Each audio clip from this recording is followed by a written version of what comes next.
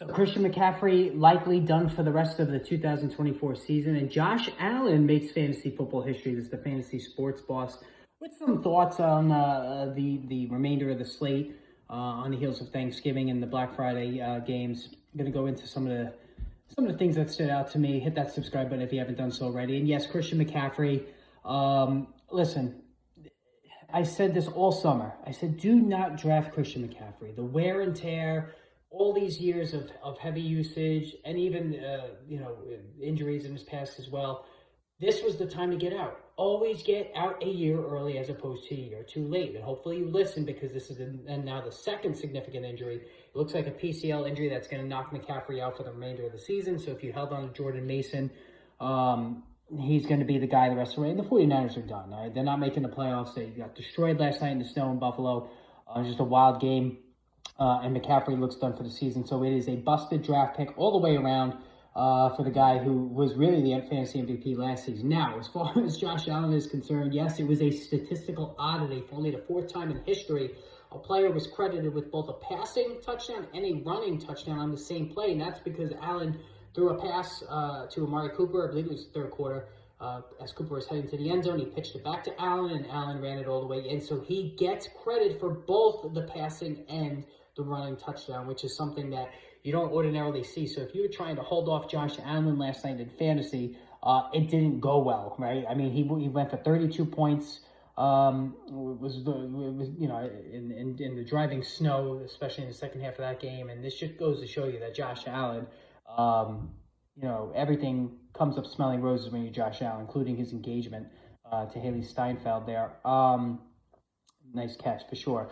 So Allen reaffirms his status as QB1 in fantasy. I don't think there's any question about that. Now, a couple of the other things yesterday. So Taysom Hill, he looks like he's done for the season. Significant injury there, so that the fun is over with Taysom Hill. Kirk Cousins, 4 interceptions yesterday for the Atlanta Falcons. This team is in a complete nosedive.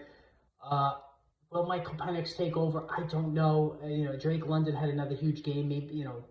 Maybe Michael Penix can stretch the field a little bit more with him. I don't know, but Kirk Cousins is playing terribly. Ladd McConkey suffers an injury in this one off a huge 100-plus. Ladd McConkey's not getting as much attention as he should as well. He's been unbelievable. Talked about in the summer how he, looked to be a perfect fit in this offense as the new Keenan Allen for this Justin Herbert offense, and it definitely has come to fruition. But he suffered an injury in this one. Don't know how bad. Break up the Pittsburgh Steelers offense. Russell Wilson, over 400 passing yards. I mean, listen, I admit I was wrong. I did not see this revival of Russell Wilson coming. In Pittsburgh, of all places, they scored 44 points. The run-dominant Pittsburgh Steelers put up 44 points against the Cincinnati Bengals. And if you Joe Burrow, you got to wonder, how much longer is he going to be willing to put up with this? Is he going to be a guy that requests a trade at some point? Trey McBride, the best tight end in football. Last year, Sam Laporta took the crown. He fumbled it this year. Trey McBride is the best tight end in football. And what's crazy about Trey McBride is that 21-plus fantasy points each of the last 2 weeks. He's been a target monster all season. He has 0 receiving touchdowns. So you talk about a regression candidate. That's it right there. And if even he only had 4 touchdowns to this point, he'd be by far the number 1 tight end in fantasy. I've told you all about Trey McBride. I have him on 2 of 3 teams. This is a guy, I have to admit, I don't like to toot my horn much, but I was locked in on a lot of these guys all season. My Christian McCaffrey take, my Trey McBride take, my Bucky Irving take. Bucky Irving, 27 PPR points last night. He went wild. Anthony Richardson, looks like he's coming around now, 25-24 over the New England Patriots. He's starting to play with some confidence. Bryce Young's starting to play with some confidence now. So, again, these quarterbacks,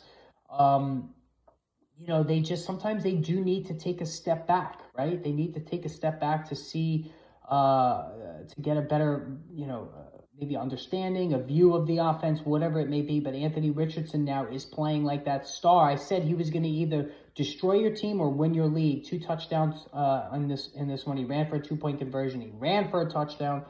Did have 2 interceptions, but he looked really good in this one for the majority of the game. Couple of running back issues. Ramondre Stevenson, inferior to Antonio Gibson in this one. You wonder if Gibson's going to get more work. Aaron Jones fumbled a couple of times. He was giving work to Cam Akers.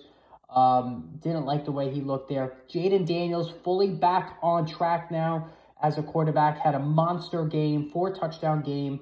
He looks great. And Cooper Kupp, only a little more than 4 fantasy points in PPR. He is, no, I spoke about this last week. He is firmly taking a backseat to Puka Nacua in the offense going forward. I talked about that in the video that I posted last week. And that seems to be what's happening there. All right, guys, hit that subscribe button. More videos coming soon.